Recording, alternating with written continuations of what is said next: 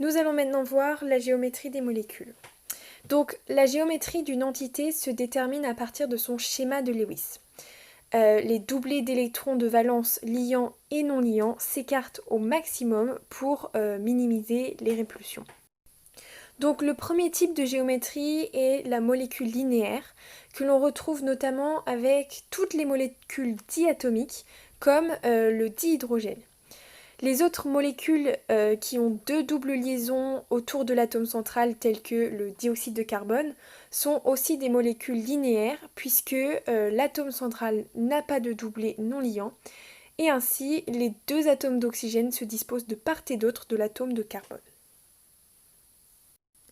Ensuite, on a la géométrie plane coudée que l'on retrouve avec les molécules ayant deux liaisons simples et un ou deux doublés non liants. On a notamment la molécule d'eau qui a pour formule brute H2O et où l'atome central est l'oxygène. Celui-ci établit deux liaisons simples avec deux atomes d'hydrogène et possède deux doublés non liants. Ainsi, les quatre doublés au total, soit les deux liants et les deux non liants, sont disposés suivant une répartition tétraédrique pour minimiser justement les répulsions. Sauf que les doublés non liants n'interviennent pas dans la géométrie finale, et donc la géométrie réelle de la molécule est définie seulement par l'oxygène et les deux hydrogènes, et ça forme une molécule coudée. La géométrie suivante est la géométrie pyramidale. On retrouve celle-ci dans les molécules ayant trois doublés liants et un doublé non liant, tels que l'ammoniac, qui lui aussi, de la même façon que la molécule d'eau, va répartir les liaisons de part et d'autre de l'atome central pour obtenir une forme tétraédrique.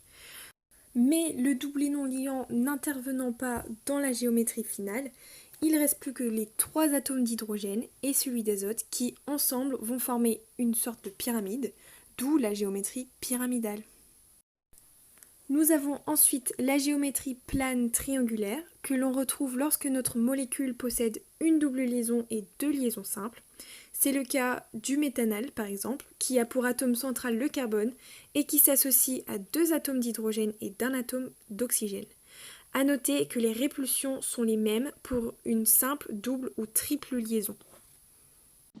Donc pour finir, nous allons voir la géométrie tétraédrique que nous avons déjà évoquée et qui s'applique à toutes les molécules ayant 4 liaisons simples. Par exemple, le méthane de formule brute CH4 et d'atome central le carbone va prendre cette forme géométrique. Ce qu'il faut surtout savoir, c'est que dans chaque différente géométrie, les doublés liants et non liants se répulsent de manière à former des angles identiques entre chaque doublé et ainsi avoir les plus petites répulsions possibles.